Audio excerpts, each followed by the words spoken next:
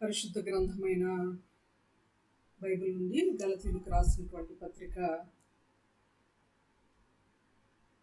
మొదటి అధ్యాయము 2వ వచనం నుండి మనం ధ్యానం చేద్దాం. మొదటి 2 అధ్యాయాలను మనం ముగించుకోవడం జరిగింది. కానీ గలతీ పత్రిక మొదటి అధ్యాయంలో 2 నుండి 10 వచనాలు పెండింగ్ మనకుంది అని నేను చెప్పడం జరిగింది. ఆ పెండింగ్ని సరైన సమయంలో సరైన సందర్భంలో మనం వివరించుకుంటే బాగుంటుంది అన్న ఉద్దేశంతో దాన్ని పెండింగ్గా ఉంచుకోవడం జరిగింది. మొదటి వచనాన్ని మనం ధ్యానం చేశాము. గలతీయులకు రాసిన పత్రిక మొదటి అధ్యాయం మొదటి వచనాన్ని మనం ధ్యానం చేశాము. 2వ వచనాన్ని ఈరోజు ధ్యానం చేయడానికి ప్రయత్నించేద్దాం. 2-3 వచనాలు. మొదటగా 2వ వచనాన్ని నేను చదువుతున్నాను.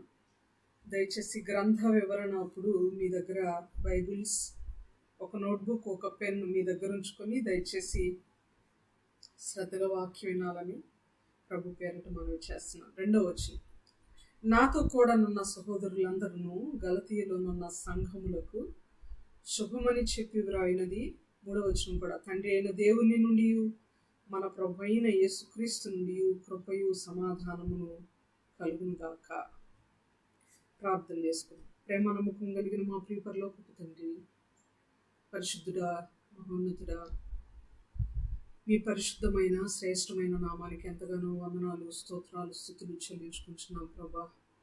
అయ్యా, ఈ రాత్రికాల సమయంలో మీ సన్నిధిలో చేరి మీ వాక్యాన్ని ధ్యానించిన ఉండగా, మీ పాదాల చెంత నేర్చుకోవచ్చుండగా ప్రభా, మేము నేర్చుకోవాల్సిన పద్ధతులు వాక్యాన్ని నేర్చుకోవడానికి, వాక్యమునకు చెవి ఒక్కడానికి, వాక్యమును గౌరవించుటకు, వాక్యం మీద మనసు పెట్టి నాయనా మా హృదయానికి వాక్యమును హత్తుకొని జీవించుటకు సహాయం దయచేయమని ప్రార్థిస్తున్నాం. అన్ని విషయాల్లో మీరు తోడుగా ఉన్నాడు ప్రభా. మాట్లాడగో, నేను బలహీనరాలు, మంచి ఆరోగ్యమును, బలమును, శక్తిని దయచేయండి ప్రభా. అయినా నన్ను మీ సిలువ చాటును మరుగుపరిచి మీ మాటలు మొదటిగా నాతోనూ తదుపరి మా అందరితో మాట్లాడి మహిమ పొందమని ప్రార్థిస్తున్నాం. చేరువచ్చిన ప్రతి బిడ్డను మీ కృప కలిగిన హస్తాలకు సమర్పించుకొంచున్నాం. ప్రతి ఒక్కరి అవసరతలు, అక్కరతలు మీరు తీర్చండి ప్రభా. అయ్యా, రావాల్సిన బిడ్డలను మీ చిత్తమైతే, మీ ప్రణాళికలో ఉంటే మీ సన్నిధికి తోడుకొని రమ్మని ప్రభా, మమ్మల్ని ఉజ్జీవింప చేయమని, మీ వాక్యం చేత ప్రోత్సాహపరచమని, మీ వాక్యం చేత మమ్మల్ని లేవనెత్తమని, మమ్మల్ని మీకు అప్పగించుకుంటూ మా ప్రభు మీ ప్రియ కుమారుడైన యేసుక్రీస్తు వారి శ్రేష్టమైన నామములో మిక్కిలి వినయంతో ప్రార్థించి బ్రతిమాలడి వేడుకుంటున్నాము తండ్రి. ఆమేన్. ఆమేన్.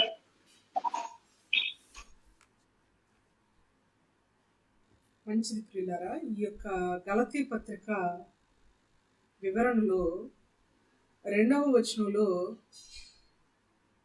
ఒక స్టేట్మెంట్ని పౌలు గారు తెలియజేస్తున్నారు. ఏమనంటే, నాతో కూడానున్న సహోదరులందరూ గలతీయులోనున్న సంఘములకు శుభమని చెప్పి వ్రాయినది. ఫస్ట్ సెషన్లోనే గలతీ పత్రిక వివరించేటప్పుడు గలతీ పత్రిక ఒక వ్యక్తికి వ్రాయబడిందా, లేక ఒక సంఘానికి వ్రాయబడిందా, లేక సంఘములకు వ్రాయబడిందా అనే పాయింట్ని మనం నేర్చుకున్నాం. ఆ పాయింట్ నేర్చుకునేటప్పుడు 2వ వచనాన్ని ప్రూఫ్గా మనం చూసుకొని సంఘములకు శుభమని చెప్పి వ్రాయినది అని వ్రాయబడింది. కాబట్టి ఈ గలతీ పత్రిక అనేది గలతీ ప్రదేశంలో ఉన్న కొన్ని సంఘాలకు వ్రాయబడింది అనేటువంటి మాట మనకు అర్థమైంది.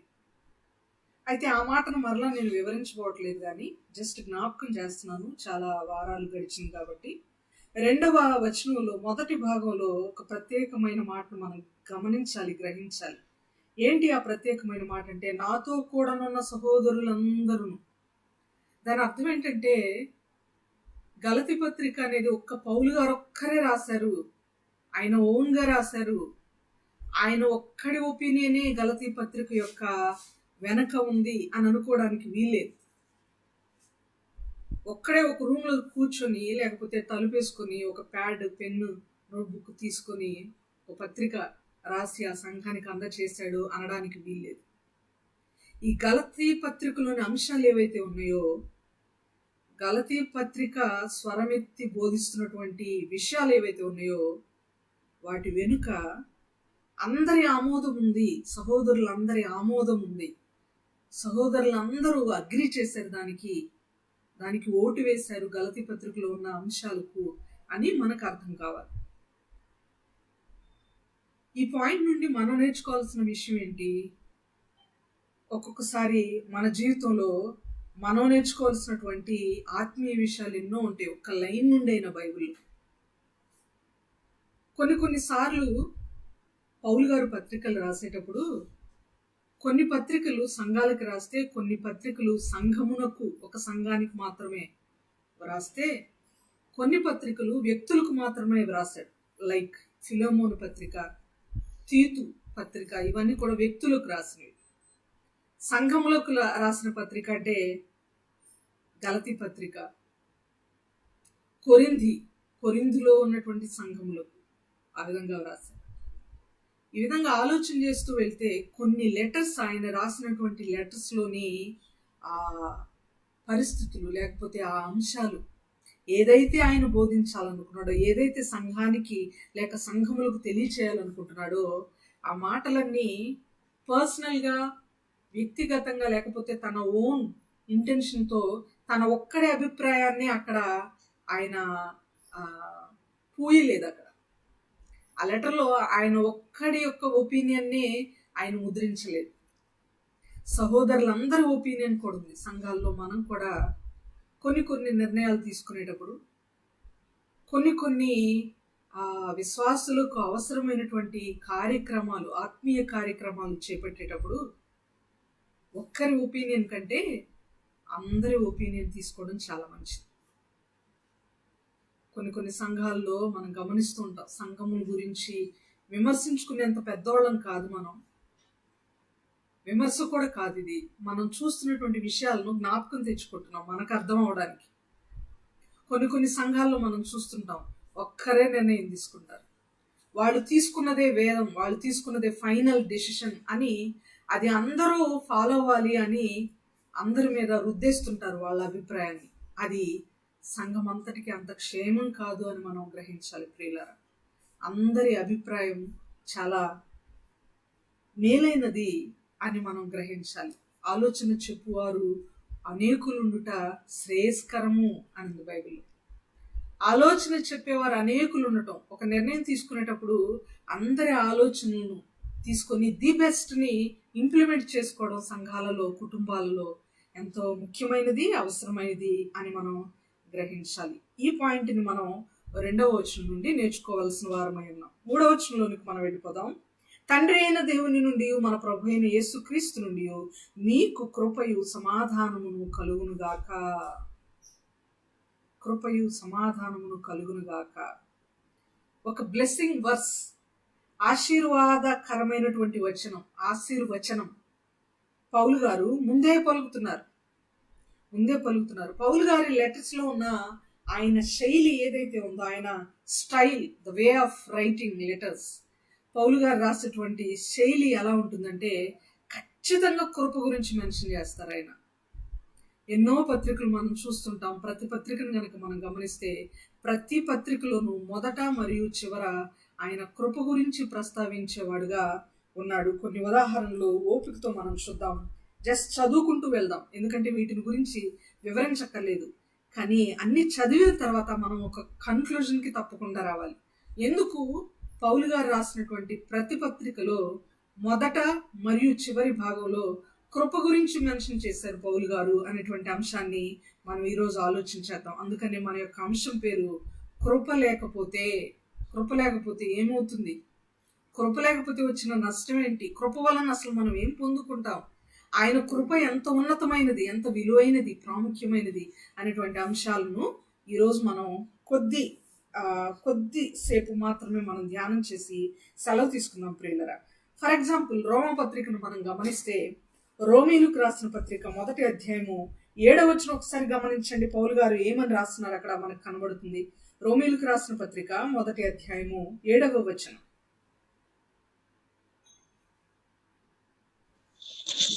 మీరు వారిలో ఉన్నవారై యేసుక్రీస్తు వారిగా ఉండుటకు పిలువబడుచున్నారు. నేను ఫోన్లో చదువుతున్నాను, బహుశా మీకు ఈ విధంగా ఉండుండొచ్చు.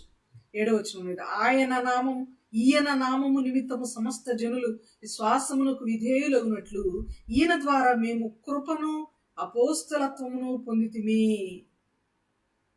కృపను అపోస్తలత్వమును పొందితిమి. కృప పొందిన వారము అంటున్నాడు ఆయన. కృప పొందిన వారము అంటున్నాడు. కృప పొందుకోవడం అనేది విశ్వాసులకు మాత్రమే కాదు, కానీ అపోస్తులందరికీ కూడా చాలా అవసరం. నాటి అపోస్తులకు మాత్రమే కాదు, కానీ నేటి దైవజనులకు కూడా కృప పొందుకోవడం అవసరం. వాక్యం చెప్తున్నామంటే మన ఓన్ వర్షన్లో మనం అనుకున్నది వచ్చి చెప్పడం కాదు. వాక్యం చెప్పాలన్నా కూడా ఆయన కృప ఉండాలి. అందరికీ ఉండదు వాక్యం చెప్పే కృప. చెప్పాలనే ఆసక్తి చాలా ఉన్నా చెప్పలేకపోతారు కొందరు. అది కృప దేవుని యొక్క కృప. ఆయన ఉచితంగా మనకు అనుగ్రహించేటువంటి ఒక బ్లెస్సింగ్ అని మనము గుర్తుపెట్టుకోవాలి. మరొక వచనం చూద్దాం. రోమీయులకు రాసిన పత్రిక చివరి అధ్యాయం అయినటువంటి 16వ అధ్యాయము 24వ వచనం ఏం చెప్తుందో చూద్దాం.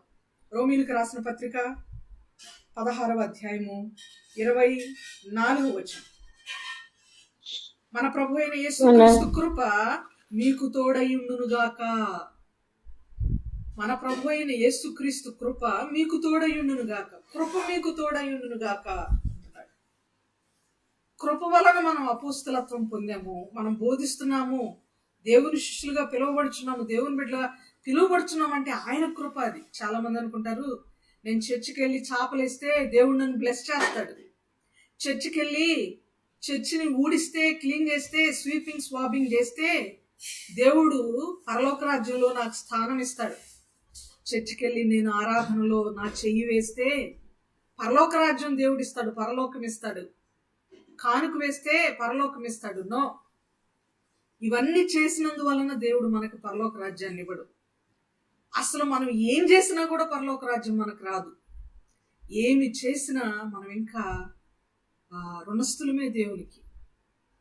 మనం ఏమి చెల్లించినా, ఎంత ఘనకార్యాలు ఆయన సన్నిధిలో చేసినా, ఎంతగా ఆయనను మనం ప్రైజ్ అండ్ వర్షిప్ చేసినా కూడా మనం ఇంకా ఇంకా ఇంకా రుణస్థులమే. ఒక భక్తుడు అంటాడు, సొలొమోను గారు, మహాకాశములు నిన్ను పట్టజాలనివి, నేనే పాటి వాడను నీకు మందిరం కట్టించడానికి. మహాకాశములు నిన్ను పట్టజాలనివి, ఏ పాటి వాడను నేను. యేసయ్యా నన్ను పిలచి ప్రేమించుటకు, ఏ పాటి వాడను నేను.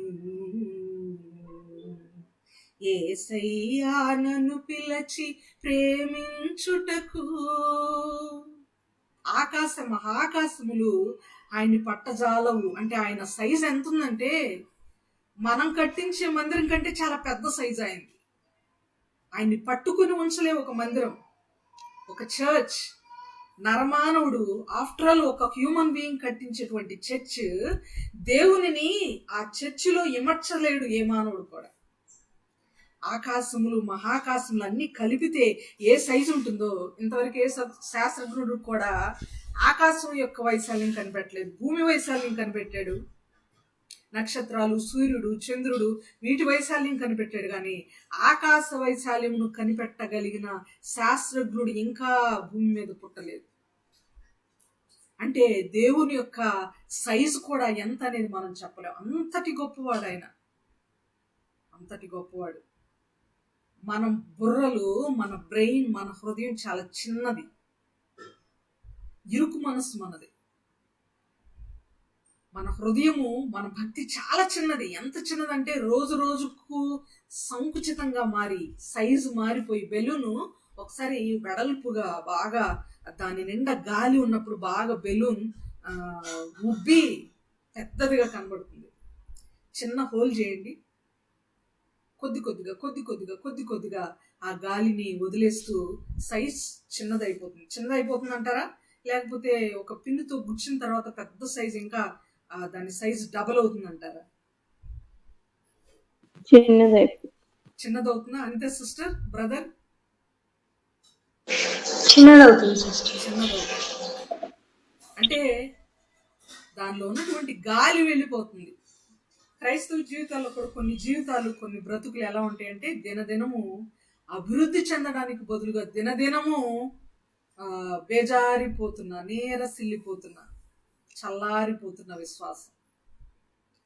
పరిశుద్ధాత్మ ఒకవేళ మీరు గాలిగా భావిస్తే, ఉదాహరణలో పరిశుద్ధాత్మ అంటే గాలి కాదు, బెలూన్లో ఉన్నటువంటి ఎయిర్ని పరిశుద్ధాత్ముడు అని మీరు అజ్యూమ్ చేసుకుంటే, ఊహిస్తే, ఆ బెలూన్ గనక మన ఆత్మీయ జీవితం అయితే చిన్న పిన్నుతో గుచ్చిన వెంటనే అది మెల్లమెల్లగా మెల్లమెల్లగా ఎయిర్ని రిలీజ్ చేస్తుంది. పరిశుద్ధాత్ముడు మనలో నుండి మెల్లమెల్లగా వెళ్ళిపోతే మన సైజు, ఆత్మీయ జీవితం యొక్క సైజు చప్పబడిపోతుంది, సన్నగిల్లిపోతుంది, తగ్గిపోతుంది.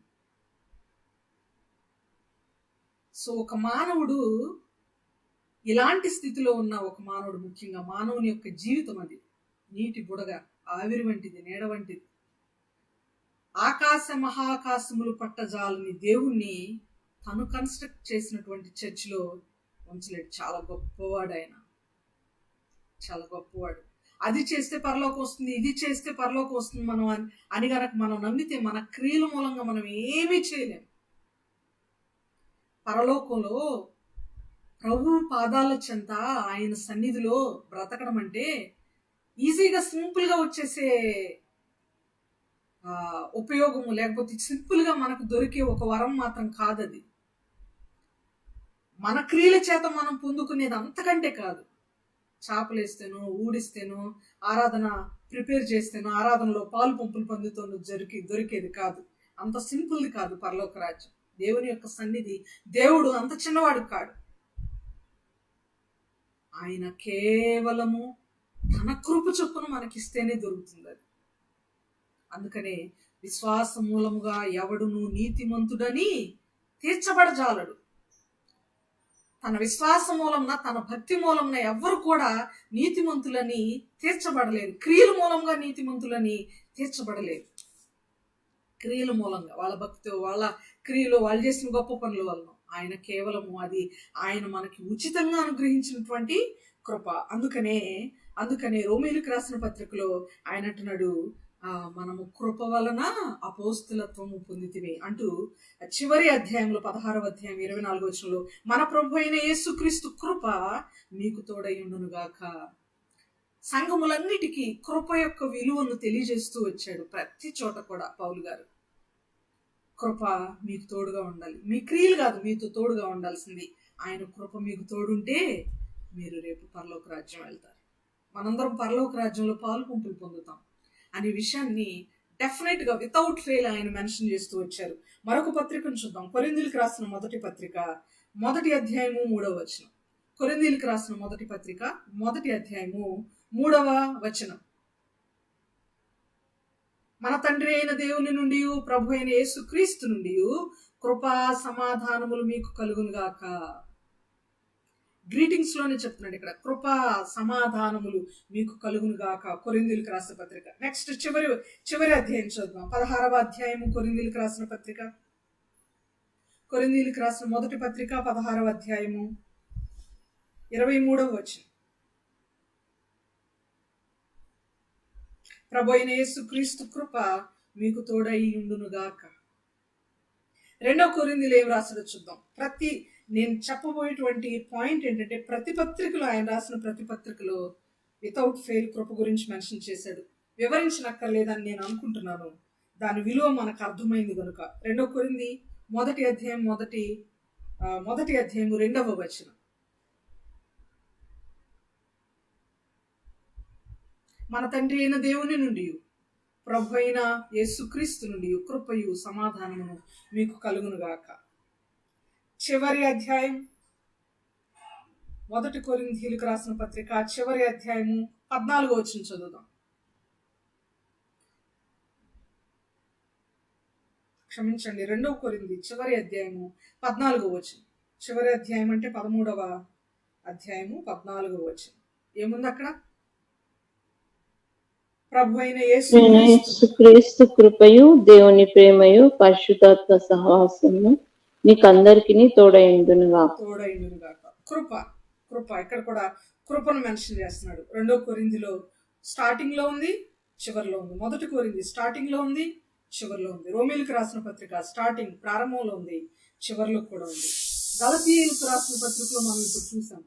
గలతీయులకు రాసిన పత్రిక 1వ అధ్యాయం 3వ వచనంలో కృప గురించి ఆయన మెన్షన్ చేశాడు. చివరి అధ్యాయంలో కూడా మెన్షన్ చేశాడు. చూడండి 6వ అధ్యాయము, గలతీయులకు రాసిన పత్రిక 6వ అధ్యాయం.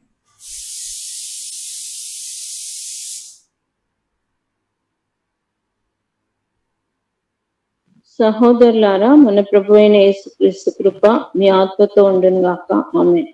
24వ వచనం సిస్టర్, 18వ వచనమా? లాస్ట్.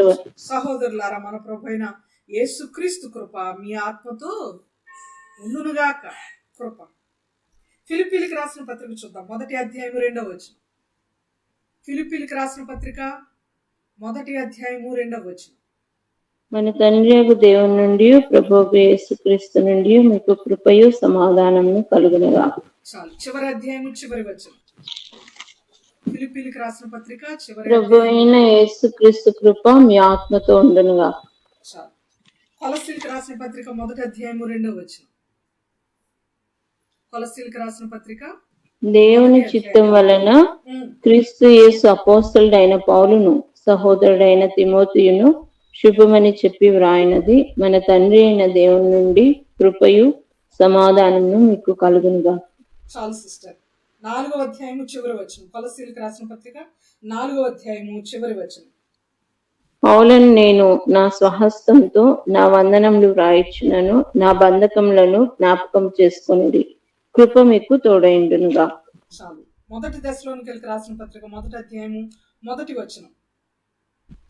తండ్రి అయిన దేవుని యందును ప్రభు అయిన యేసుక్రీస్తునందును ఉన్న తెస్సలోనికైల సంఘమునకు సౌలును సిల్వానును తిమోతియును శుభమని చెప్పి వ్రాయినది, కృపయు సమాధానమును మీకు కలుగునుగా.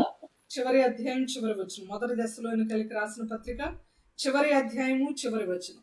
మన ప్రభు అయిన యేసుక్రీస్తు కృప మీకు తోడైండునుగా. 2వ దశలోనిక 1వ అధ్యాయం 2వ వచనం. తర్వాత చదవండి, నేను చెప్తున్నాను, నోట్ చేసుకోండి. 2వ దశలోనిక 1వ అధ్యాయం 2వ వచనం, చివరి అధ్యాయం చివరి వచనం. 1 తిమోతి 1:2, 1వ అధ్యాయం 2వ వచనం, చివరి అధ్యాయం చివరి వచనం. 2వ తిమోతి 1వ అధ్యాయం 2వ వచనం, 4వ అధ్యాయం 22వ వచనం, చివరి వచనం. తీతుకు రాసిన పత్రికలో కూడా 1వ అధ్యాయం 4వ వచనం, చివరి అధ్యాయం చివరి వచనం. ఫిలిప్పీలకు రాసిన పత్రికలో 1వ అధ్యాయం 3వ వచనం, చివరి అధ్యాయం చివరి వచనం. Apart from all this Hebrew పత్రికలో మాత్రము స్టార్టింగ్ లో కృపయు సమాధానమును మీకు తోడేయుండును గాక అనే స్టార్టింగ్ లేదు. అక్కడ డిఫరెంట్ గా ఉంటుంది హెబ్రీ పత్రిక. అందుకనే క్రైస్తవ సమాజంలో, క్రైస్తవ చరిత్రలో చాలా మంది భావిస్తారు హెబ్రీ పత్రిక పౌలు గారు రాసింది కాదు అని. బట్ హెబ్రీ పత్రిక పౌలు గారు రాసింది. మనకి ఆధారం ఏంటి? ఎలా చెప్పగలం? మరి క్రైస్తవ సమాజంలో అనేక మంది పౌలు గారు రాసింది కాదు. ఎందుకంటే ఒకవేళ పౌలు గారు కనుక రాస్తే ఆయన రాసిన ప్రతి పత్రికలో స్టార్టింగ్ లో కృప అనే విషయం గురించి మెన్షన్ చేయకుండా ఉండరు, చివరిలో కూడా మెన్షన్ చేస్తారు. కాబట్టి హెబ్రీ పత్రిక ప్రారంభంలో కృప గురించి ప్రస్తావించలేదు కాబట్టి హెబ్రీ పత్రిక పౌలు గారు రాసింది కాదు అని అంటూ ఉంటారు. ఈ డౌట్ మనం ఇక్కడే క్లారిఫై చేసుకోకుండా ముందుకెళ్తే గలతీయులకు రాసిన పత్రిక మనకు ముందుకు వెళ్ళదు. ఎందుకంటే ఒక శంక లేక ఒక అనుమానాన్ని, ఒక డౌట్ ని నివృత్తి చేసుకోకుండా, క్లారిఫై చేసుకోకుండా మన బ్రెయిన్ లో లేక మన హృదయంలో ఉంచుకొని వాక్యం ముందు కొనసాగలేం. అందువల్ల ఇక్కడే మనం దాన్ని క్లియర్ చేసుకుందాం. హెబ్రీ పత్రిక గ్రంథ వివరణప్పుడు మరి ఎక్కువగా క్లియర్ చేసుకుందాం. మరి ఎవరు రాశారు, ఎందుకు పౌలు గారు రాయలేదు అనేటువంటి ఒక నానుడి, ఒక స్టేట్మెంట్ ఉంది సమాజంలో అని గనక మనం ఆలోచన చేస్తే బైబిల్ చెప్తుంది హెబ్రీ పత్రిక హెడ్డింగ్ పైన అపోస్తలుడైన పౌలు గారు రాసిన అనే మాటలు ఉంటాయి. అపోస్తలుడైన పౌలు హెబ్రీయులకు రాసిన పత్రిక అని ఉంటుంది. అదొక ప్రూఫ్ అయితే, రెండవది హెబ్రీ పత్రిక చివరి అధ్యాయం చివరి వచనం చదవండి. అక్కడ ఏమన్నా కృప గురించి మెన్షన్ చేయబడిందేమో చూద్దాం. హెబ్రీయులకు రాసిన పత్రిక చివరి అధ్యాయము చివరి వచనం. కృప మీ అందరికీ తోడైండును గాక. ఆమేన్. కృప మీ అందరికీ తోడయ్యుండునుగా. అంటే మొదట్లో రాయకపోయినా చివరిలో మాత్రం పౌలు గారి యొక్క సిగ్నేచర్, ఇన్ ద సెన్స్ ఆయన వ్రాసినటువంటి వ్రాత శైలిలోని అంశము ఇక్కడ మనకి కనబడుతుంది. ఇవి రెండు మాత్రమే కాక ఒక అద్భుతమైన బలమైన సాక్ష్యము బైబిల్లో హెబ్రీయులకు రాసిన పత్రిక పౌలు గారే వ్రాసారు అనడానికి బలమైన సాక్ష్యం ఒకటి ఉంది. అది చదువుదాం. హెబ్రీయులకు రాసిన పత్రిక 13వ అధ్యాయము 24వ వచనం. హెబ్రీయులకు రాసిన పత్రిక 13వ అధ్యాయము 24వ వచనం. మీ పైని నాయకులైన వారికి అందరికి పరిశుద్ధులకు అందరికి నా వందనములు చెప్పుడి. ఇటలీ వారు మీకు వందనములు చెప్పుచున్నారు. కృప మీ అందరికీ తోడైనగాక. చాలు సిస్టర్, మీ పైన నాయకులుగా ఉన్న వారందరికీ లోబడి ఉండండి, హంబుల్గా ఉండండి అని చెప్తూ ఇటలీలోని వారందరూ మీకు వందనాలు చెప్తున్నారు అని రాస్తున్నాడు ఈ రైటర్, హెబ్రీ పత్రిక రాసినటువంటి రైటర్. ఇటలీలోని వారందరూ మీకు వందనాలు చెప్తున్నారు అని అంటే రాసిన రైటరు ఎక్కడి నుండి రాశాడని పత్రిక అర్థం. నేను ఇప్పుడు హైదరాబాద్లో ఉన్నాను. దెబోరమ్మకు ఒక లెటర్ రాయాలనుకుంటున్నాను. నేను వారు చాలా దూరంలో ఉన్నారు. అమ్మకు లెటర్ రాస్తూ నేను రాస్తున్నాను ఏమనంటే, హైదరాబాద్లో ఉన్న సంఘస్థులందరూ, హైదరాబాద్లో ఉన్న స్త్రీలందరూ మిమ్మల్ని అడిగినట్లు చెప్పమన్నారమ్మా, మీకు వందనాలు చెప్తున్నారమ్మా అని ఒక లెటర్ రాశాను అనుకోండి దెబోరమ్మ గారికి నేను. సో నేను ఆ లెటర్ ఎక్కడి నుండి రాసినట్టు? చీరాల్లో నుండి రాసినట్ట, లేక హైదరాబాద్లో నుండి రాసినట్ట? హైదరాబాద్లో నుండి రాసినట్టు. అంటే ఇటలీలోని వారందరూ మీకు వందనాలు చెప్తున్నారు అని రాశాడంటే ఈ రైటర్. ఆ రైటర్ ఇటలీలో నుండి రాశాడు అని అర్థం. ఆ మాట పక్కన పెడితే పత్రికలు రాసిన వాళ్ళందరిలో పేతురు గారు కానీ లేక పౌలు గారు కానీ మిగిలిన ఎవరైనా యోధ, యాకోబు, యోహాను ఇలాంటి పత్రికల గురించి మనం మాట్లాడితే ఇటలీ వెళ్ళింది ఒకే ఒక్కరు. వీళ్ళందరిలో కూడా అపోస్తులుడైన పౌలు గారు తప్పించి ఎవరు వీరు ఇటలీ వెళ్ళలేదు. కాబట్టి మనకి ఏమర్థం అవ్వాలి? ఈ పత్రిక ఎవరు రాశారని మనం కన్క్లూజన్కి రావాలి. పౌలు గారు రాశారని కన్క్లూజన్, అదే సత్యము అని మనం నమ్మాలి. ఒక్కొక్కసారి బైబిల్ గురించి లేక బైబిల్లో ఉన్నటువంటి వాక్యాల గురించి ప్రచారాలు, రూమర్స్ చాలా వస్తుంటాయి. అన్ని సత్యం కావు, అన్ని సత్యమైనవి కావు. రూమర్స్ ని మించిన బలమైనది బైబిల్లో ఉన్నటువంటి ఆధారము లేక వాక్యము అని మనం గుర్తుపెట్టుకోవాలి. సో హెబ్రీయులకు రాసిన పత్రిక పౌలు గారే రాశారు. పౌలు గారి లాంటి శైలి మరొక వ్యక్తికి కూడా ఉంది. బైబిల్లోని మరొక పత్రికలు రాసే వ్యక్తికి కూడా ఉంది. అతను ఎవరో కాదు, భక్తుడైన పేతురు గారు. ఆయన పత్రికలు కూడా కృపను ఇంక్లూడ్ అయ్యి ఉంటాయి. కృప గురించి ఆయన ఇంక్లూడ్ చేసి మాట్లాడతారు అనేటువంటి మాటలు మనం ఒకసారి చూద్దాం. 1 పేతురు పత్రిక 1వ అధ్యాయము 2వ వచనం. పేతురు గారు రాసిన మొదటి పత్రిక 1వ అధ్యాయము 2వ వచనం. ఆత్మ వలని పరిశుద్ధత పొందిన వారే విధేయులగుటకును యేసుక్రీస్తు రక్తం వలన ప్రోక్షింపబడుటకును ఏర్పరచబడిన వారికి, అనగా పొంతు, గలతీయ, కప్పదొకియ, ఆసియా, బితునియా అను దేశంలో ఎందు చెదిరిన వారిలో చేరిన యాత్రికులకు శుభమని చెప్పి వ్రాయినది. మీకు కృపయు సమాధానమును విస్తరిల్లునుగా. కృపయు సమాధానమును మీకు తోడై ఉండునుగాక. ఇదే మాటలో 5వ అధ్యాయము 4వ వచనంలోను 12వ వచనంలోను పేతురు గారి మొదటి పత్రికలో మనం చూడగలం కృప గురించి రాసిన మాటలు. అలాగే 2వ పేతురు పత్రికలో 1వ అధ్యాయం 3వ వచనంలోను 3వ అధ్యాయము 18వ వచనంలోను ఆయన కృప గురించి మాట్లాడటం మనం విన్నాం, మనం చూడగలం, గమనించగలం. సో పేతురు గారికి కూడా కృప గురించి మెన్షన్ చేసే ఒక గుడ్ హ్యాబిట్ ఉంది అని మనం గుర్తుపెట్టుకోవాలి. అలాగైతే ప్రతి పత్రికలోనూ పౌలు గారు కానీ పేతురు గారు కానీ కృప గురించి మెన్షన్ చేశారంటే కృప ఎంత ఇంపార్టెంట్ అనేది మనకు అర్థం కావాలి ప్రియులారా. కృప లేకపోతే మనకు రక్షణ లేదు, కృప లేకపోతే మనం బ్రతికి ఉండలేము. కృప లేకపోతే పరలోక రాజ్యము మనది కాదు. కేవలం ఆయన కృప చొప్పునే ఆయన మనకి రక్షణ ఇచ్చాడు. కేవలము ఆయన కృప చొప్పునే రేపొద్దున అనగా మనం మరణించి తిరిగి లేచిన తర్వాత పరలోక రాజ్యంలో మనం కూడా వారసులుగా ఉంటాం. మన యొక్క అల్టిమేట్ గోల్, క్రిస్టియానిటీ యొక్క లేక క్రైస్తవుల యొక్క అల్టిమేట్ గోల్ ఏంటి? ప్రభువుని ఎరిగిన వారి యొక్క చిట్ట చివరి లక్ష్యం ఏంటి? అంతిమ లక్ష్యం ఏంటి అని గనక ఆలోచన చేస్తే పరలోక రాజ్యాన్ని సంపాదించుకోవడం, పరలోక రాజ్యంలో స్థానం సంపాదించుకోవడం, నిత్య జీవితాన్ని పొందుకోవడం, ఇవి రెండు కూడా కృపతో మాత్రమే సాధ్యము. అది మనకున్నటువంటి బిల్డప్ వలన, మనకున్నటువంటి మనలో ఉన్న టాలెంట్స్ వలన, మనమేదో హడావిడి చర్చిల్లో చేస్తేనో వచ్చేది కాదు అని గుర్తుపెట్టుకోవాలి. మనం ఏమి చేసినా కూడా అది వచ్చేది కాదు. కేవలం ఆయన తన కృపతో, తన ఉచితమైన కృపతో తనంతట తాను మనకి దానమిస్తే వచ్చేదే కానీ మనం సంపాదించుకునేది కాదు అని మనం గుర్తుపెట్టుకోవాలి. కొందరున్నారు బైబిల్లోని వారు,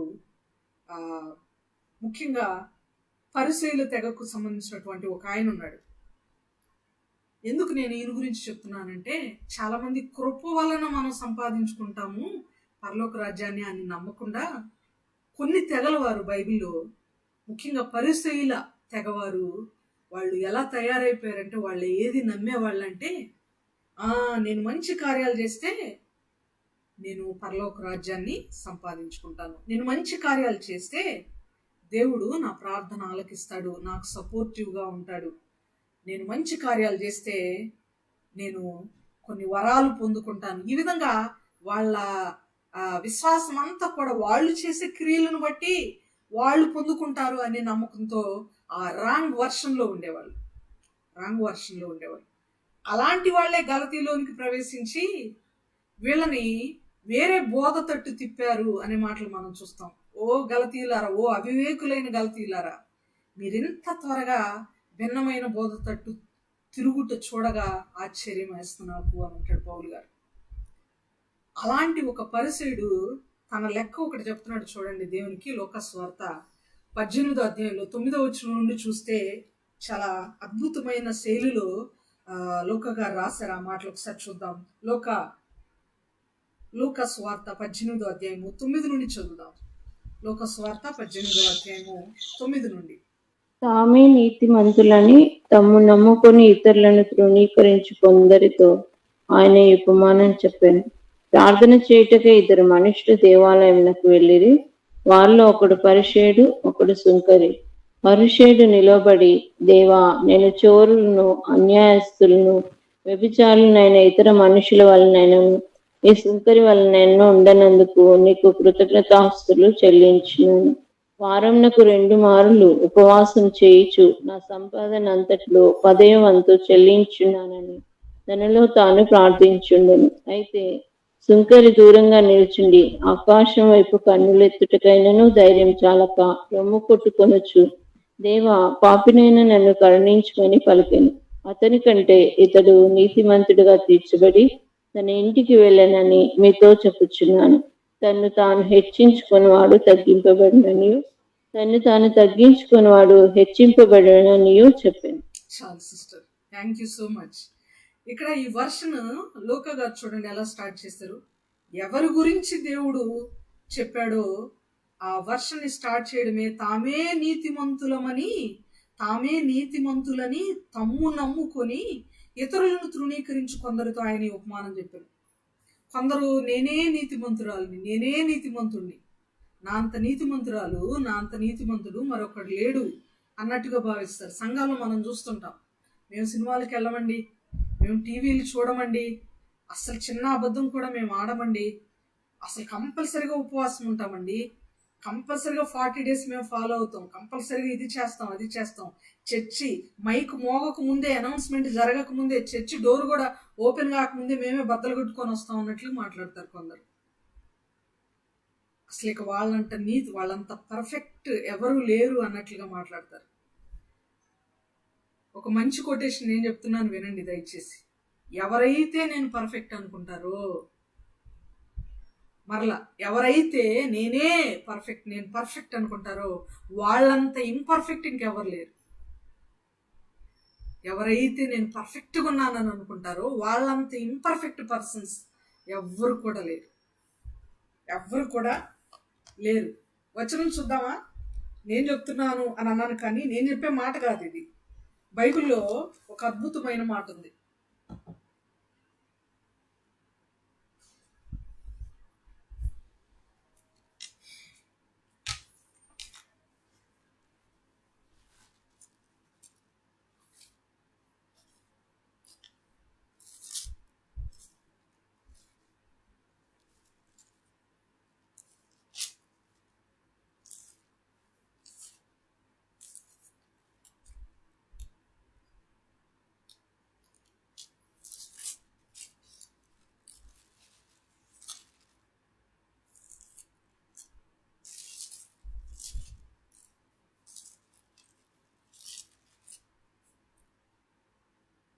ఎస్, కొరింథీయులకు రాసిన మొదటి పత్రిక 8వ అధ్యాయం. నాకు చాలా చాలా ఇష్టమైన మాట ఇది. కొరింథీయులకు రాసిన మొదటి పత్రిక 8వ అధ్యాయము మొదటి వచనం చదువుతారా? విగ్రహములకు బలిగా అర్పించిన వాటి విషయము మనమందరము జ్ఞానం గలవారమని ఎరుగుదుము. జ్ఞానం ఉప్పొంగ చేయను గాని ప్రేమ క్షేమాభివృద్ధి కలగచేయను. రెండో వచనం కూడా సిస్టర్. రెండో ఒకడు తనకేమైనాను తెలియననుకొని ఉంటే తాను తెలుసుకొనవలసినట్టు ఇంకను ఏమీయో తెలుసుకునిన వాడు కాడు. చాలు. ఒకడు తనకేమైనాను తెలియననుకొని ఉంటే తాను తెలుసుకొనవలసినట్టు ఇంకను ఏమీయో తెలుసుకొనిన వాడు కాడు. అంటే నాకు అంతా తెలుసు అని ఎవరైనా అనుకుంటున్నట్లయితే వాళ్ళు తెలుసుకోవాల్సిన విషయం ఏంటంటే, ఫస్ట్ అసలు వాళ్ళకి ఏమి తెలీదు అనే విషయం వాళ్ళు తెలుసుకోవాలి. ఇంకా తెలుసుకోలేదు, ఆ విషయం తెలుసుకోలేదు కాబట్టే నాకు అంతా తెలుసు అనుకుంటున్నారు. ఇది అర్థమైంది మీకు అని అనుకుంటున్నాను. ఇంగ్లీష్లో ఒక సామెత ఉంది, known is drop, unknown is N ocean అని. మనకి తెలిసింది ఒక నీటి బొట్టంతా, తెలుసుకోవాల్సింది మహాసముద్రం అంతా. కొందరు ఏమనుకుంటారంటే నేనే పర్ఫెక్ట్ అని అనుకుంటారు. నా గురించి నాకు బాగా తెలుసు, నేను చాలా పరిపూర్ణత, ఎక్కడ డాగు మచ్చ, ఎక్కడ వంకరలేదు, నాలో అసలు ఏ ఫాల్ట్ లేదు అనుకుంటారు. కానీ అలాంటి వాళ్ళే అసలు ఇంపర్ఫెక్ట్. అలాంటి వాళ్ళ నిండనే మచ్చలు ఉన్నాయని దేవుని యొక్క వాక్యం సెలవిస్తుంది అనమాట. అయితే ఇక్కడ లూకాసు వార్త 18వ అధ్యాయం 9వ వచనం నుండి నేను మాత్రమే పర్ఫెక్ట్, నేను మాత్రమే నీతిమంతుని, ఐ యామ్ రైచియస్నెస్ పర్సన్ అని ఎవరైతే భావిస్తూ ఉంటారో అలాంటి వ్యక్తి గురించి దేవుడు అర్థమయ్యే విధంగా చెప్తున్నాడు. ఆ వ్యక్తి దేవుని సన్నిధికి వచ్చి ఏమని మాట్లాడుతున్నాడు? ఇద్దరు వ్యక్తులు వచ్చారు. ఒక వ్యక్తి మాట్లాడుతున్నాడు ఏమనంటే, నేను చోరులను, అన్యాయస్తులను, వ్యభిచారులను, ఇతర మనుషుల వలెనైనను ఈ సుంకరి వలెనైనను ఉండనందుకు నీ కృతజ్ఞతాస్తుతులు చెల్లిస్తున్నాను. కృతజ్ఞతాస్తుతులు ఎవరికి చెల్లించాలి? కృతజ్ఞతాస్తుతులు చెల్లించేటప్పుడు ఎప్పుడు దానియేలు గ్రంథ వివరణ చెప్పేటప్పుడు నేను ఒకసారి వివరించడం జరిగింది. కృతజ్ఞతలు ఎందుకు చెప్పాలి అని అంటే, అయ్యా నీవు నాకు దయచేసిన ఈ మేలును బట్టి నీకు కృతజ్ఞతలు, నీవు నాకు దయచేసిన రక్షణను బట్టి నీకు కృతజ్ఞతలు, నీవు నాకు దయచేసిన స్వస్థతను బట్టి నీకు కృతజ్ఞతలు, నీవు నాకు ఇచ్చిన ఈ సమయాన్ని బట్టి నీకు కృతజ్ఞతలు, నీవు నాకు ఇచ్చిన నా స్థితిని బట్టి నీకు స్తోత్రములు అని కృతజ్ఞతలు చెప్పాలి. దేవునికి మనం కృతజ్ఞత చెప్పేటప్పుడు while we are thanking our lord, we must know the reason why we are thanking. మనం ఎందుకు దేవునికి కృతజ్ఞతలు చెప్తున్నాం అనేది ఆ రీజన్ తెలిసి ఉండాలి. చాలా మంది ప్రార్థన చేసేటప్పుడు చాలా హాస్యాస్పదంగా ఉంటుంది. అయ్యా హాస్పిటల్కి వెళ్ళినప్పుడు డాక్టర్ స్కాన్ తీసి కడుపులో చాలా గడ్డుందని చెప్పాడు. అయ్యా నీకు స్తోత్రములు, ఆ గడ్డను నువ్వే తీసేయాలయ్యా నీకు స్తోత్రములు. గడ్డ ఉందని చెప్తే నీకు స్తోత్రాలా? గడ్డ ఉందని డాక్టర్ చెప్పడం మనకు అదొక బ్యాడ్ న్యూస్ కదా. దానికి స్తోత్రం ఎలా చెప్తావు? అయ్యా ఎంతో మంది గూగుల్ మీట్కి రాలేకపోతున్నారు, ప్రభా నీకు వందనాలు స్తోత్రాలు, అయ్యా అనేక మంది వచ్చేలాగా చేయనైనా నీకు వందనాలు స్తోత్రాలు. వందనాలు స్తోత్రాలు లేక కృతజ్ఞతలు స్తుతులు ఎక్కడ పడితే అక్కడ అప్లై చేయకూడదు ప్రేయర్కి. ఫస్ట్ మనం ప్రేయర్ నేర్చుకోవాలండి, ప్రేయర్ నేర్చుకోవాలి. ఒక బ్రదర్ చేసిన ప్రార్థన నిన్న గూగుల్ మీట్లోని వీడియోస్ నేను అప్లోడ్ చేస్తూ 2-3 సార్లు క్లిక్ చేసి వాటిని వినడం జరిగింది. వింటే నాకు అర్థమైంది ఏంటంటే, పరలోకమందున్న మా తండ్రి దయగల తండ్రి ప్రభువా యేసయ్యా నీకు స్తోత్రం. ప్రార్థన ఎవరికి చేయాలి? మనం తండ్రి అయిన దేవునికి చేయాలి ప్రార్థన. ఎవరి నామములో చేయాలి? యేసు ప్రభు నామంలో, యేసుక్రీస్తు నామంలో ప్రార్థన చేయాలి. మరి మనం సంబోధించేటప్పుడు యేసయ్యా అని యేసుక్రీస్తుని పిలుస్తూ చేస్తే ఎలా? పరిశుద్ధాత్ముడా మా ప్రార్థన ఆలకించయ్యా అంటారు చాలా మంది. బేసిక్ థింగ్స్ ఇవి, క్రిస్టియానిటీలో బేసిక్ థింగ్స్. ప్రార్థన మనం చేయాల్సింది తండ్రికి. ప్రార్థన చేసేటప్పుడు అడ్రస్ వాడాల్సింది యేసు ప్రభుది. మన ద్వారా ప్రార్థన చేయించేవాడు, చెప్పనలవి కాని చెప్పన సఖ్యమైన మూలుగులను మనకు కలుగు చేసేవాడు పరిశుద్ధాత్ముడు. ఒక్కొక్కరిది ఒక్కొక్క డ్యూటీ అది. పరిశుద్ధాత్ముడా నీకు వందనాలు స్తోత్రాలు అంటారు. మనము తెలిసి చేస్తున్నామా తెలియక చేస్తున్నామా ఈ మిస్టేక్స్ అని మనం ఆలోచించేయాలి ప్రియులారా. మన ప్రార్థన సరైనదిగా ఉండాలి. ఒక అడ్రస్ తప్పు రాసి లెటర్లో ఎంత పెద్ద పెద్ద పదాలు వాడినా, ఎంత మ్యాటర్ వాడినా అడ్రస్ చేరవలసిన లెటర్ చేరవలసిన అడ్రస్కి చేరదు. ఎందుకంటే అడ్రస్ తప్పు కనుక. మనం సంబోధించేటప్పుడు లెటర్లో ఎవరికైతే ఉత్తరం రాస్తున్నామో సంబోధనలో వాళ్ళ పేరు లేకపోతే ఎవరి గురించి మనం ఆ లెటర్ రాసామో కూడా అర్థం కాదు. తండ్రికి ప్రార్థించాలి. యేసుక్రీస్తు నామములో ప్రార్థిస్తున్నాను తండ్రిని కంపల్సరీగా చివరనాలి. ప్రార్థన యేసు ప్రభువుకి కాదు మనం చేయాల్సింది, పరిశుద్ధాత్ముడు అనే పేరును కాదు, తండ్రికి ప్రార్థన చేయాలి. తండ్రికి కృతజ్ఞతలు మనం తెలియచేయాలి అని నేను మీకు జ్ఞాపకం చేస్తున్నాను. ఈయన కృతజ్ఞతాస్తుతులు చెల్లిస్తున్నాడు. ఎందుకో తెలుసా? పక్కోళ్ళలాగా నేను లేనందుకు నీకు స్తోత్రం అంటున్నాడు. నీవు నాకు చేసిన మేలుకు నీకు స్తోత్రం అయ్యా అంటలేదు ఈయన. పరిసయ్యుడు పక్క వాళ్ళలాగా, చోరుల్లాగా, అన్యాయస్తుల్లాగా నేను అట్లా ఇదిగో నాతో పాటు ఇప్పుడు ప్రజెంట్ నీకు ప్రార్థన చేస్తున్నాడే ఆయనలాగా కూడా నేను లేను, అందుకే నీకు స్తోత్రాలు అంటున్నాడు. దేవుడు ఆఘ్రానిస్తాడా ఈ స్తోత్రాలు? ఈ స్తుతుల మీద దేవుడు ఆసీనుడు అవుతాడా? ఆయన ఇష్టపడతాడా ఇలాంటి స్తుతి? గుర్తుపెట్టుకోవాలి. చాలా మంది స్తుతి స్తుతి స్తుతి స్తుతి స్తుతి అని వేల సార్లు, వందల సార్లు ఆ సంబోధనలోనే స్తుతి స్తుతి స్తుతి స్తుతి స్తుతి స్తుతి స్తుతికి పాత్రుడా అంటారు చివరిలో. అప్పటి వరకు ప్రార్థన వినే వాళ్ళకి నీరసం, BP, low BP, high BP అన్నీ వచ్చి టపిమని పడిపోవాల్సిందే. ఏంటండి అన్నిసార్లు స్తుతి అంటున్నారంటే వాళ్ళు చెప్పే లాజిక్ ఏంటో తెలుసా? స్తుతులతో ముందు మనం మెట్లు కట్టాలండి. మెట్లు కడితే గానీ తర్వాత మన ప్రార్థన ఆ మెట్లు ఎక్కుకుంటా దేవుణ్ణి చేరదు. ఎక్కడుంది? ఎవరు చెప్పారు? అసలు ఎవరు చెప్పారు? ఎక్కడుంది? ఏం అర్థం చేసుకుంటున్నాం మనం బైబిల్? ఈయన అంటున్నాడు, పక్క వాళ్ళలాగా నేను లేను కాబట్టి నీకు స్తోత్రాలు చెల్లిస్తున్నానయ్యా అంటూ ఆయన ఏం చేస్తున్నాడు? ఆయన క్రియల గురించి ఆయన చెప్తున్నాడు. వారానికి 2 సార్లు నేను ఉపవాసం ఉంటాను, నా సంపాదనలో 10వ భాగం నేను తీసుకొచ్చి నీకు చెల్లిస్తున్నాను అని ప్రార్థన చేస్తా ఉన్నాడు.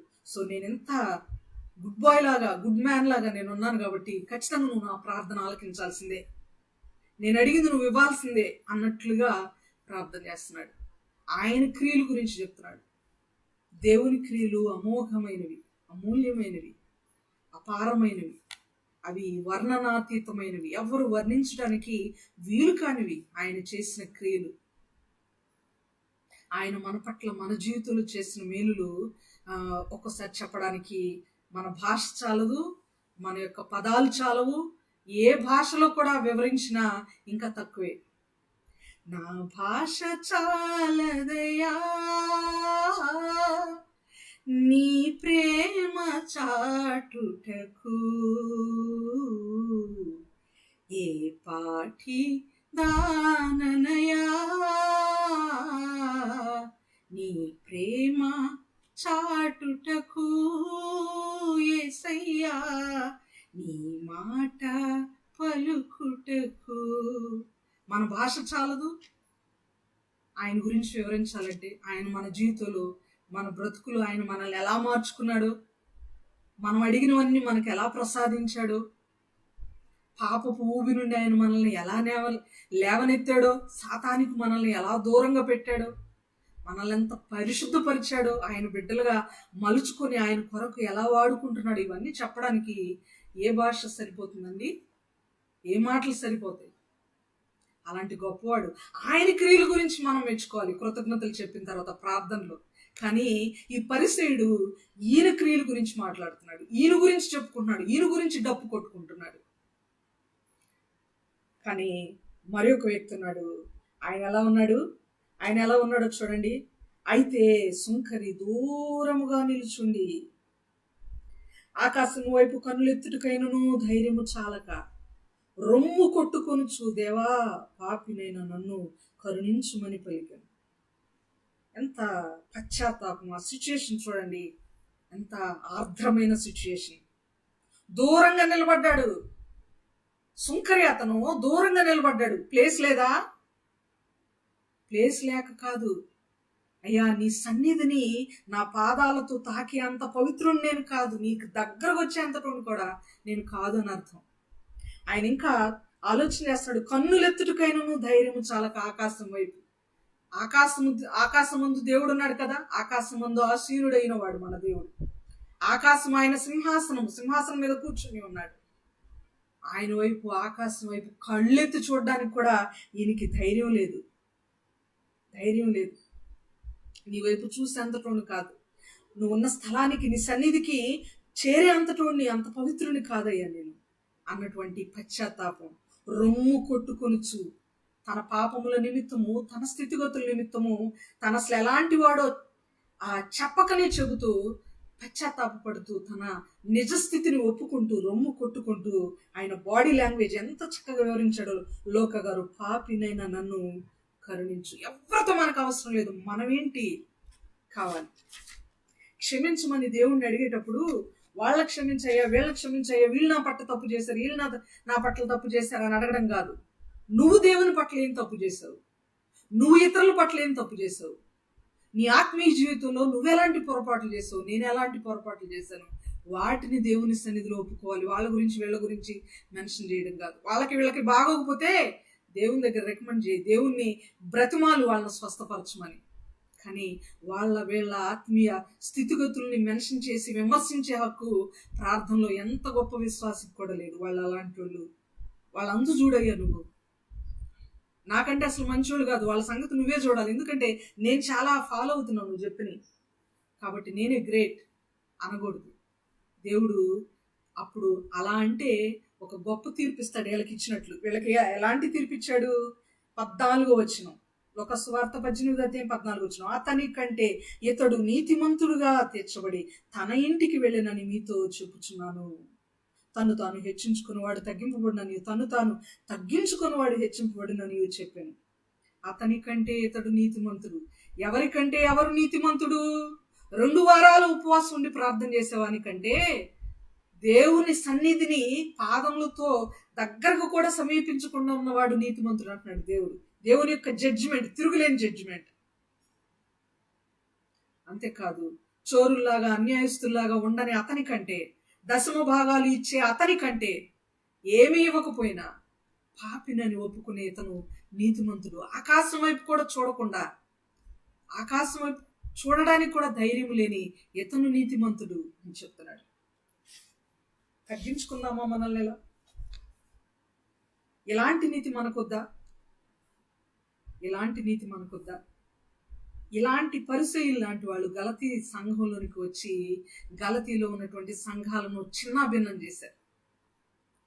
ఎంతగా చిన్నాభిన్నం చేశారంటే, ఏ దైవజనుడు వచ్చైతే ప్రాథమిక అంశాలు బోధించి, స్వార్థ గురించి ప్రకటించి, నిజమైన స్వార్థను ప్రకటించి సంఘాన్ని స్థాపించి వెళ్ళాడో ఆ దైవజనుడి మీదే బురద చల్లారు. ఆ దైవజనుడు చెప్పినటువంటి అంశాలనే తప్పు అని ప్రూవ్ చేయడానికి ప్రయత్నం చేస్తున్నారు. న్యాయాన్ని తిప్పివేయడానికి ప్రయత్నం చేస్తున్నారు. అందుకనే తమను తాము నీతిమంతులు అనుకునే వాళ్ళంటే దేవునికి నచ్చదు ప్రియులారా. అలాంటి వాళ్ళు చెప్పే మాటలు వింటే మనం కూడా దేవునికి నచ్చం. మన విశ్వాసం ఎలా ఉంది? మీరేమి వినుచున్నారో జాగ్రత్తగా చూసుకోండి. మార్కు 4:24. మీరేమి వినుచున్నారో జాగ్రత్తగా చూసుకోండి. ప్రసంగి గ్రంథం 7వ అధ్యాయం 24వ వచనంలో ఒక మాట అంటాడు, సత్యమనున్నది బహుదూరముగాను బహులోతుగాను ఉన్నది, దానిని పరిశీలించి తెలుసుకొనగలిగిన వాడు ఎవడు?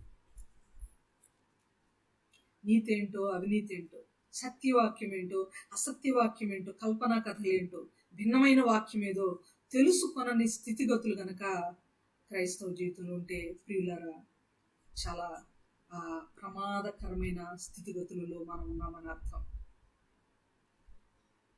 ప్రమాదకరమైన పరిస్థితిలో మనం ఉన్నామని అర్థం. రెడ్ అలర్ట్ మనకు అవసరం. ఒక హెచ్చరిక మనకు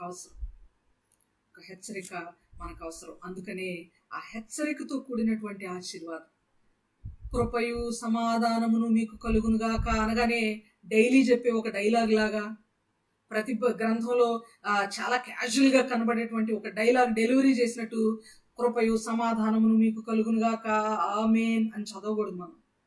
కృప సమాధానం మీకు కలుగునుగాక అని పౌలు గారు రాశారంటే దాని వెనక ఎంత ఇంటెన్షన్ ఉంది వెనకాల.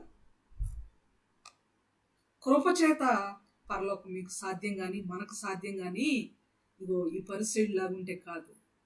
కృప మన క్రియల వలన మనం పొందుకునేది కాదు పరలోక రాజ్యం. ఆయన మహోన్నతుడు, ఆయన మహాదేవుడు, గొప్పవాడు. మనం ఏమి చేసినా ఆయనకి ఇంకా మనం రుణపడి ఉంటాం, రుణస్థులము చెప్తున్నాడు. ఒకసారి ఆయనకున్న ఆ బిరుదు, ఆ పేరు ఒకసారి చూసి 2 వచనాలు చదువుకొని మనం ముగించుకుందామండి. ద్వితీయోపదేశకాండం 10వ అధ్యాయం, 10వ అధ్యాయము 17వ వచనం.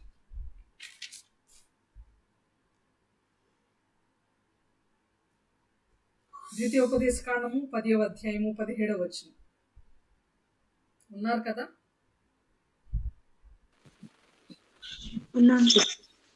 ఏలయనగా నీ దేవుడైన యెహోవా పరమదేవుడును పరమ ప్రభువునై ఉన్నాడు. ఆయనే మహాదేవుడు, పరాక్రమవంతుడు, భయంకరుడునైన దేవుడు. ఆయన నరుల ముఖమును లక్ష్యపెట్టని వాడు, లంచము పుచ్చుకొనని వాడు. ఎంత చక్కని మాటలు! మహాదేవుడు ఆయన, పరమదేవుడు. మహోన్నతుడవు నీవైనను దీనులైన వారిని దృష్టించెదవు, గర్విష్ఠులైన వారి నడగా ద్రొక్కి నీ జనులను నీవు ఆదరింతువు. నా జీవితమంతా నిన్ను పూజింతును, నా జీవమునకు ఆధారుండా. హృదయపూర్వక వందనములను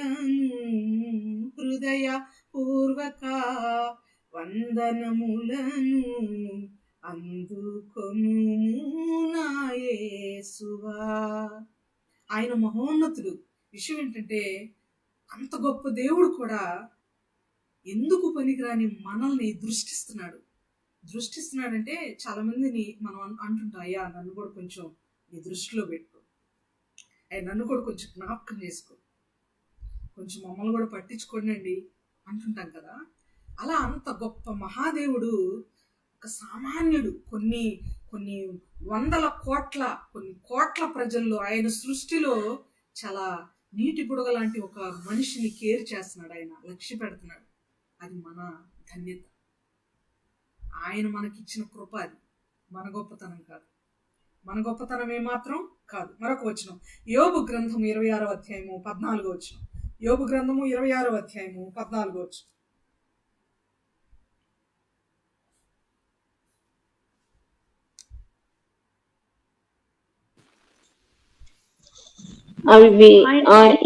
నాకు వినబడుచున్నది, మిక్కిలి మెల్లనైన గుసగుస శబ్దము పాటిదే గదా.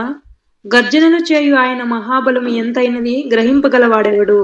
చాలు, ఆయన బలము గర్జన చేసేది. ఆయన మాటలు గర్జించగలిగినవి, చాలా గొప్పవి అవి, అతి భీకరమైనవి అవి. మనం ఏవైతే ఆయన గురించి వింటున్నామో అవి ఎలా వినపడుతున్నాయి అని చెప్తున్నాడు యోబు గారు. గుసగుసలుగా వినపడుతున్నాయి. అంటే చిన్నగా గుసగుసగా మాట్లాడితే ఎలా ఉంటాయో అంతవరకు వింటున్నాం మనం ఆయన మాటలంతే. కానీ ఆయన మాటలు మహా గర్జన లాంటివి. ఎంత గొప్ప డిస్క్రిప్షన్ ప్రియులారా. ఆయన మహిమోన్నతుడు, మహోన్నతుడు, మహాదేవుడు, ఆయన పరమదేవుడు, భయంకరుడైనటువంటి దేవుడు ఆయన. మనము ఈ విధంగా ఆయన్ని కొనియాడుతున్నాం, ఆయన సన్నిధిలో కూర్చుంటున్నాం, ఆయన్ని అయ్యా, తండ్రి, నానా అని పిలుస్తున్నాం అంటే కేవలం ఆయన మనకిచ్చినటువంటి కృప. ఆయన కృప లేకపోతే మనము ఊపిరి పీల్చుకోలేము. ఆయన కృప లేకపోతే మనం భోజనం చేయలేము. ఆయన కృప లేకుండా, ఆయన సెలవు లేకుండా, ప్రసంగిలు చెప్తాడు కదా, ఆయన సెలవు లేకుండా కడుపారా తిని తృప్తి చెందగలిగిన వాడెవడు? అంటే ఆయన కృప లేకపోతే, ఆయన సెలవు లేకపోతే, ఆయన చిత్తం లేకపోతే కనీసం భోజనం కూడా చేయలేము, మనం ఊపిరి కూడా తీసుకోలేము. ఆయన కృప లేకపోతే మనకు పరలోక రాజ్యం లేదు. ఆయన కృప లేకపోతే ఈ జీవనం లేదు మనకి. ఈ జీవనం స్తంభించిపోతుంది. ప్రియులారా, ఎన్నో నష్టాలు ఆయన కృప లేకపోతే. మనం ఏమై ఉన్నామో అది కేవలం ఆయన యొక్క కృపను బట్టే. దావీదు అంటాడు, నేనేమై ఉన్నానో అది కేవలం ఆయన దయ వల్లనే, ఆయన కృప వల్లనే. ఆయన కార్యాలను వివరించడానికి నేను సరిపోను. గుర్తుపెట్టుకోవాలి. విషయం ఏంటంటే, క్రైస్తవులు చేస్తున్నటువంటి పెద్ద మిస్టేక్, ఆయన కృపను ఆయన చేతగానితనంగా భావిస్తున్నాం మనం.